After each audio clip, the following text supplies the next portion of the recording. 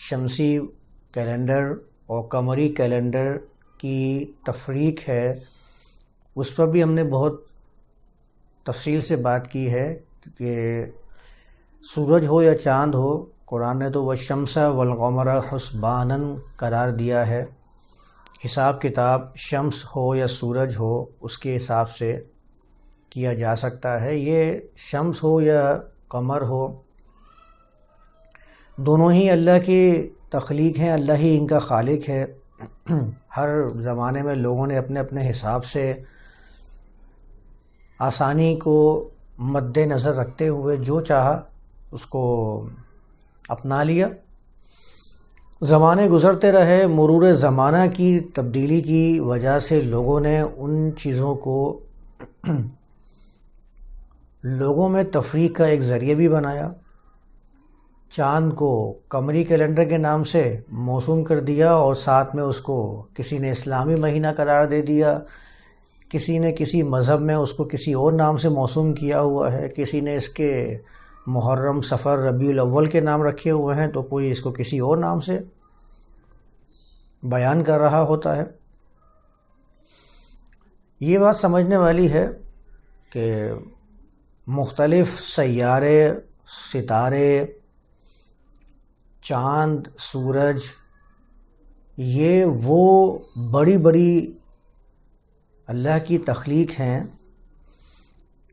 کہ لوگ ہمیشہ سے اس سے مرعوب ہی رہے ہیں،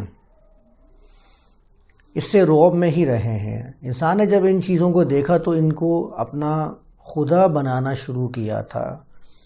ان کی گردش سے اپنے معاملات، اپنے حالات کی گردش کا ایک نظریہ، ایک گمان، ایک وہم، یہ ہمیشہ سے لوگوں کے ذہن میں اتنا زیادہ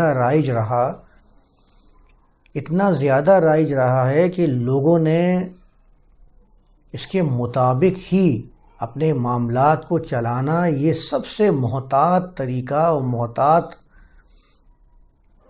طرز عمل اس کو گردانا بھی ہے اور لوگوں تک پہنچایا بھی ہے، یعنی جنریشن ٹو جنریشن یہ چلا آ رہا ہے۔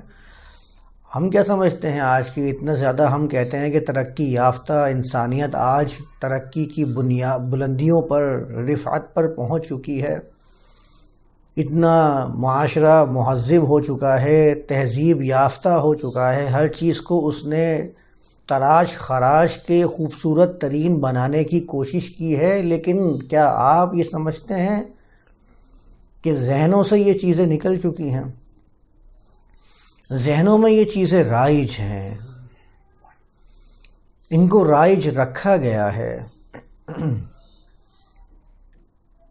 مختلف ناموں سے ان کو رائج رکھا گیا ہے، ان کے ساتھ مختلف خداؤں کو منسوب کیا گیا اور پھر ان کو دنوں میں، مہینوں میں یاد رکھنے کی رسم جاری و ساری ہے۔ ہمیں تو ایسا لگتا ہے کہ یہ لوگ مانتے ہی نہیں ہوں گے، یہ سورج چاند نکل رہا ہے، اللہ کی مخلوق ہیں، ہم دیکھتے ہیں آئے دن اور سمجھتے ہیں کہ نہیں ٹھیک ہے، یہ تو دن اور رات کی تبدیلی کے لیے ایک طرز عمل ہے جو اللہ نے اس کائنات میں جاری و ساری رکھا ہے۔ ستارے نظر آ رہے ہیں، ستاروں کو ہم دیکھتے ہیں رات میں روشن ہو رہے ہیں، ان میں بھی ثریا ستارہ کا ایک جو نظریہ ہے وہ قائم ہے۔ ہوروسکوپ کہتے ہیں غالباً، اس کو ہوروسکوپ کہتے ہیں، ستاروں کی گردش کی جو فن ہوتا ہے، ہاں، اس کو علم جفر بھی کہا جاتا ہے۔ اس کی بنیاد پر صبح کے اخبار میں سب سے پہلے لوگ ایسے ہیں کہ اس کے جو ستاروں کی گردش ہے اس سے اپنے دن کو چلانے کے لیے پورا ایک چارٹ ہوتا ہے کہ آج یہ ہوگا، آج یہ ہوگا، آنے والا دن ایسا ہوگا، آپ یہ کام کیجئے اور یہ کام نہ کیجئے۔ تو یہ ایسا نہیں ہے موضوع کہ ہم اس پہ سے ایسا ہی نکل جائیں بات کر کے۔ ہم نے تو پچھلے سیشن کے اندر اس کی حقانیت پر بات کی تھی۔ قرآن نے تو واضح کر دیا ہے، وَسَخَّرَ لَكُمُ الشَّمْسَ وَالْقَمَرَ، اس نے تمہارے تابع کر دیا ہے شمس اور قمر کو۔ یہ ہے وہ چیزیں جو آپ کو قرآن کی حقانیت اس کے اللہ کے کلام ہونے پر ایک دلیل بن کے سامنے آتی ہیں۔ جن لوگوں نے ان کو معبود بنایا ہوا تھا، جنہوں نے اپنی زندگی کے معاملات کو ان کے اتار چڑھاؤ سے، ان کے روشن ہو جانے یا ان کے مدھم پڑ جانے سے خاص کیا ہوا تھا، اللہ نے تو وہ بالکل ہی ختم کر کے رکھ دیا ہے۔ اس نے تو کہہ دیا ہے وَسَخَّرَ لَكُمُ الشَّمْسَ وَالْقَمَرَ، اس نے جب شمس و قمر کے ساتھ سخرہ کا لفظ لگایا ہے تو بہت بڑا پیغام اس نے دے دیا ہے۔ سین خا را سے تو آپ یہ سمجھ لیجئے کہ ہم تسخیر استعمال کرتے ہیں تو تمسخر بھی تو استعمال کرتے ہیں۔ جب تسخیر کا لفظ استعمال کرتے ہیں تو آپ کو معلوم ہوتا ہے کہ اس میں کسی کو کسی کے تابع لگا دینا ہے، لیکن جب تمسخر کا لفظ استعمال کرتے ہیں تو آپ کے ذہن میں ہمیشہ کسی کا مذاق اڑانا ہی آتا ہے۔ جیسے کہ قرآن میں ایک مقام پہ آئے لا یسخر قوم من قوم عسى ان يكونوا خیرا منهم، ترجمہ کیا ہے سب نے وہاں پر کہ کوئی جماعت دوسری جماعت کا مذاق نہ اڑائے۔ اس کا مطلب یہ ہوگا کہ سین خا را کے اندر کسی کی توہین کر دینا شامل ہوتا ہے، کسی کے بارے میں زبردستی کچھ لگا دینا شامل ہوتا ہے، کیونکہ مذاق کا نشانہ بنانا ہوتا ہی ہے کہ آپ کسی کے ساتھ کسی چیز کو لگا دیجئے اور اس کو آپ درجے میں کم کرنا شروع کر دیجئے۔ سین خا را، اسی سے مسخر کا لفظ آتا ہے، یعنی اللہ تو یہ بتا رہا ہے کہ اس نے وہ درجے جو تم نے ان شمس و قمر کو دیے ہوئے تھے، اس نے تو ان کے درجوں کو کم کر کے تمہارے کام کے لیے ان کو تابع لگا دیا ہے، تابع کر رکھا ہے، کم کر رکھا ہے تمہارے مقابلے میں۔ ہم لوگوں نے کیا کیا، ہم نے اپنے مقابلے میں ان کو بڑا گمان کرنا شروع کر دیا کہ ان کی گردش سے ہمارے معاملات، ہماری زندگی کی گردش میں تبدیلی آ سکتی ہے۔ اور آج تک ہم وہی چارٹ لیے گھوم رہے ہیں ہوروسکوپ کے نام سے، یا پتہ نہیں کس کس نام سے موجود ہوگا، مختلف زبانوں میں، مختلف مذاہب میں، مختلف مزاجوں میں اور مختلف ذہنوں کے اندر لوگوں نے رائج کیا ہوا ہے ان چیزوں کو۔ لطیف طریقے سے کسی چیز کو کسی قوم میں، جماعت میں شامل کرنے کا طریقہ یہ ہوتا ہے کہ آہستہ آہستہ وہ چوٹ دی جاتی رہے کہ جو آپ چاہتے ہوں کہ ان کے اندر یہ سرایت کر جائے، جس طرح سے قرآن نے وَأُشْرِبُوا فِي قُلُوبِهِمُ الْعِجْلَ کے الفاظ استعمال کیے تھے کہ عجل کو ان کے مائنڈز میں، ان کے ذہنوں میں، ان کے نفسیات میں ایسے سرایت کر دیا گیا تھا جیسے کہ پانی پینے کے بعد وہ پانی آپ کے جسم کے خون کے اندر شامل ہو کے پوری زندگی، پورے جسم کا حصہ بن جاتا ہے سیکنڈز کے اندر۔ انجیکشن کا طریقہ کیا ہوتا ہے؟ انجیکٹ کرواتے کیوں ہیں؟ لکوڈ کو آپ انجیکٹ کرواتے ہیں تاکہ آپ کے جسم کے اندر جزو بدن بن جائے، بہت تیزی سے آپ کے پورے جسم میں سرکولیٹ کر لے۔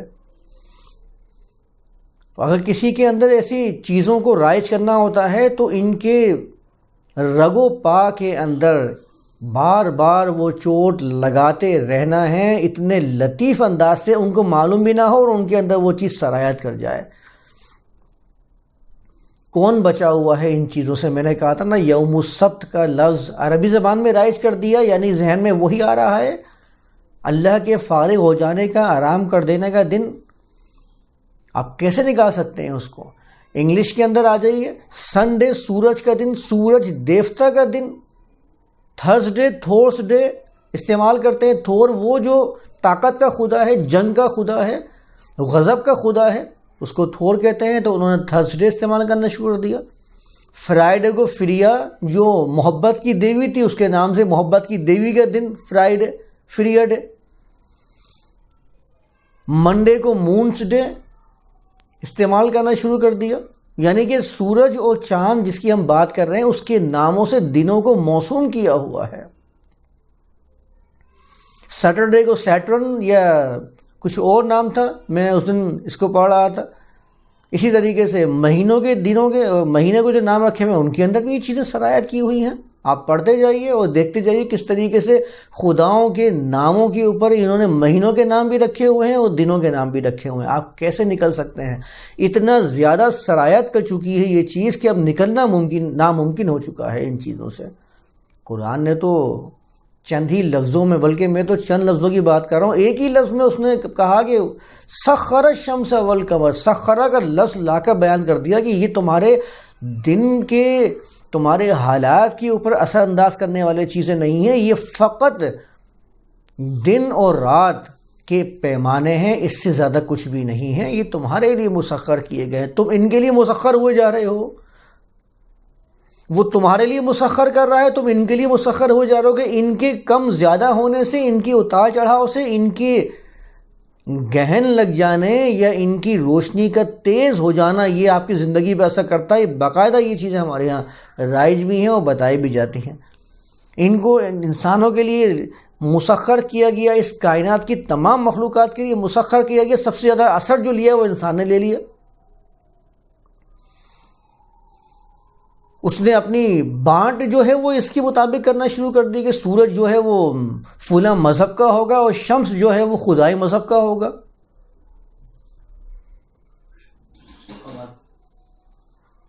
قمر نام کو استعمال کرنا شروع کر دیا اچھائی کے لیے، اور سورج نام کو استعمال کرنا شروع کر دیا تیزی اور اس کے لیے، جبکہ سورج کے اندر تیزی چاند کے مقابلے میں زیادہ ہوتی ہے۔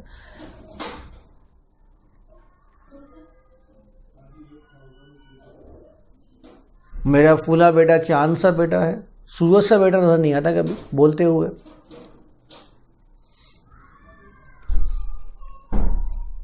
ہر مذہب کے اندر یہ چیزیں نظر آتی ہیں۔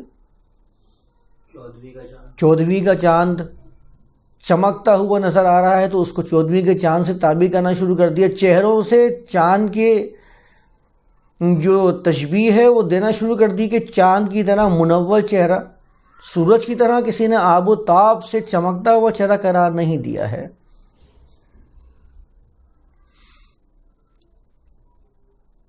دنوں کے ساتھ ساتھ انہوں نے رسم و رواج کو بھی اس کے ساتھ رائج رکھا ہوا ہے کہ سورج کے چڑھتے اور اترتے ہوئے آپ کو فلاں عبادت نہیں کرنی ہے یا فلاں کام انجام دینا ہے۔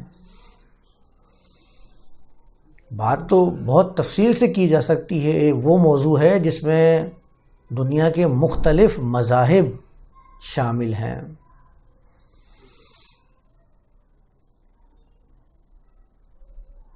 تو شمس و قمر کے بارے میں قرآن نے کہا والشمس والقمر حسبانا، ان کا کام فقط کیا ہے؟ عدد السنین والحساب۔ اس سے آپ کو معلوم ہو سکتا ہے دن کون سا ہے، دن نکل گیا ہے، رات ہو گئی ہے، ایک دن مکمل ہو گیا ہے، سال کون سے چل رہے ہیں، مہینے کون سے چل رہے ہیں، آپ نے کاؤنٹ کرنا شروع کر دیا، وہ آپ کے لیے آسانی کا ایک باعث بن گیا ہے۔ اس سے زیادہ اس کی کوئی اہمیت نہیں تھی جس کے بنیاد پر آپ لوگوں میں تفریق کرنے والے بن جائیں،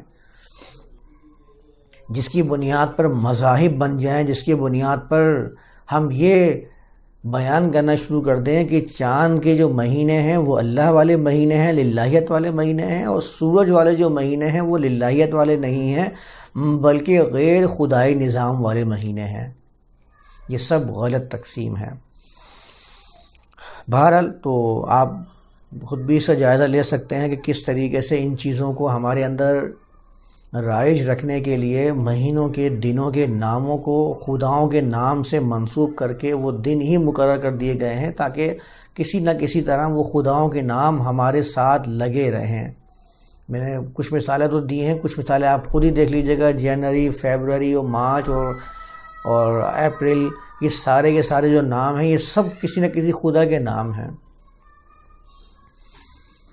کسی نہ کسی خدا سے یہ منسوب ہیں، جس کی وجہ سے یہ لوگوں میں رائج کیے ہوئے ہیں۔ اگست کا لفظ تو آپ کو معلوم ہی ہے، اگسطس کے نام سے، جو بڑا بادشاہ سمجھا جاتا تھا، لوگوں کی بڑی رکھوالی کرتا تھا، اس کے نام سے رکھ دیا۔ تو ان چیزوں کو ذہن میں رکھیے گا کہ یہ قرآن نے تو بہت واضح کر دیا ہے، وَجَعَلَ الشَّمْسَ وَالْقَمَرَ حُسْبَانًا وَالشَّمْسَ وَالْقَمَرَ وَسَخَّرَ الشَّمْسَ وَالْقَمَرَ، اس نے چند الفاظ میں بیان کر دیا ہے۔ اس نے یہ بھی واضح کر دیا ہے کہ ان کا گہن لگ جانا، ان کا کم زیادہ ہو جانا، اس کا آپ کی زندگیوں پہ کوئی اثر نہیں ہوتا۔ یہ تو اس کائنات کے اندر جو قانون بنایا گیا ہے اس قانون کے حصے ہیں، اس کو گہن بھی لگے گا، اس کی آب و تاب میں تیزی بھی آئے گی، اس کی جو روشنی ہے اس میں کمی بھی آئے گی، کبھی وہ نظر بھی نہیں آئے گا، جسے چاند کبھی نظر نہیں آتا ہے۔ نہ تو اس کا تعلق یہ ہے کہ آپ کھڑے ہو کے 2 رکعتیں یا 4 رکعتیں یا بہت لمبی کوئی نماز کی ادائیگی کا ایک طریقہ اختیار رکھیں کہ بہت لمبی نماز ادا کریں، جیسے کہ بعض روایات میں جو باطل روایات ہیں ان کے اندر لکھا ہوا ہے نماز کسوف و نماز خسوف، جو بھی نام بیان کیے جاتے ہیں، ایسا کچھ بھی نہیں ہے۔ یہ سب مسخر ہیں، انسان اور دیگر مخلوقات کے کام آنے والی چیزیں ہیں۔